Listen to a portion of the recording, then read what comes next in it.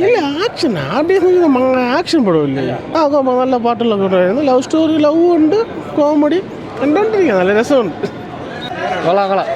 ഒക്കെ പൊളിയായിരുന്നു. ചിരിപ്പിച്ച് ഒരു വഴിയാക്കി. ഒരു ആവറേജ് ഫിലിമല്ല, അതിനേക്കാളും മുകളിലേക്കുന്ന ഒരു ഫിലിം.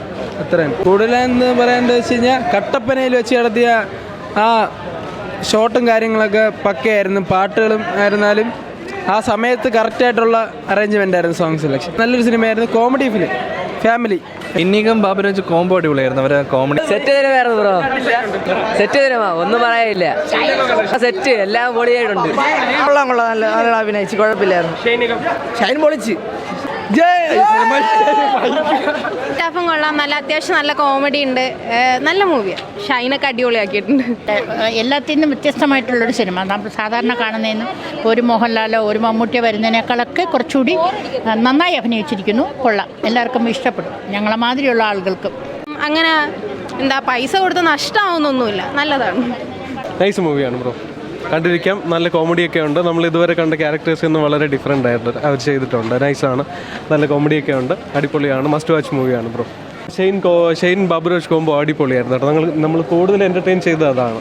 സ്റ്റാർട്ട് ടു എൻഡ് വരേക്കും നൈസായിരുന്നു. അടിപൊളി സിനിമയാണ് ഉറപ്പായിട്ടും. ഒരുപാട് ഫണ്ടും കാര്യങ്ങളൊക്കെ ഒരുപാടുണ്ട്. സൂപ്പറായിരുന്നു, നന്നായിട്ട് എൻജോയ് ചെയ്തു. സൂപ്പറായിരുന്നു, കോമഡി ആയിരുന്നു. കൂടുതൽ പ്രത്യേകിച്ചൊന്നുമില്ല, നന്നായിട്ട് എൻജോയ് ചെയ്തു. സ്നേഹത്തോടു കൂടി പറഞ്ഞ് നമുക്കത് മനസ്സിലാക്കി കൊടുക്കാം.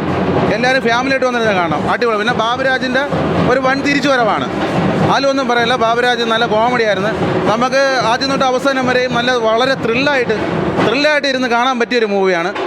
ഇപ്പോൾ ഇറങ്ങിയ സിനിമയിൽ നമ്മുടെ ആസിഫ് അലിയുടെ സിനിമേനെ കാട്ടി സിനിമ കഴിഞ്ഞിട്ട് ഇപ്പം നല്ലൊരു സിനിമ വന്നിരിക്കുന്നത് ഇതാണ്, ലിറ്റിൽ ഹാർട്ട്സ്. ആ പടത്തിൻ്റെ കോമഡി ഉണ്ട്, പിന്നെ എന്താ പറയുക, റൊമാൻസ് ഉണ്ട്, പിന്നെ സീരിയസ് ആയിട്ടുള്ള കുറേ എലമെൻറ്റ്സ് ഉണ്ട്. ആക്ച്വലി ട്രെയിലർ കണ്ടപ്പോൾ ഞാനൊരു സിമ്പിൾ പടമായിരിക്കും എന്നാണ് വിചാരിച്ചു. പക്ഷേ അങ്ങനല്ല, പടം ആക്ച്വലി എന്താ പറയുക, അത്യാവശ്യം നല്ല പടം തന്നെയാണ്.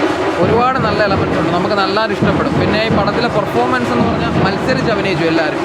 ബാബുരാജ്, ഷൈനികം, പിന്നെ അതുപോലെ നമ്മുടെ രഞ്ജി പണിക്കർ, പിന്നെ ഷൈൻ ടോം പതിവ് പോലെ തന്നെ വളരെ വ്യത്യസ്തമായൊരു വേഷമാണ്, നന്നായിട്ട് ചെയ്തിട്ടുണ്ട്. പിന്നെ ഒരു ഫോറിനർ ഒരു ആക്ടറുണ്ട്.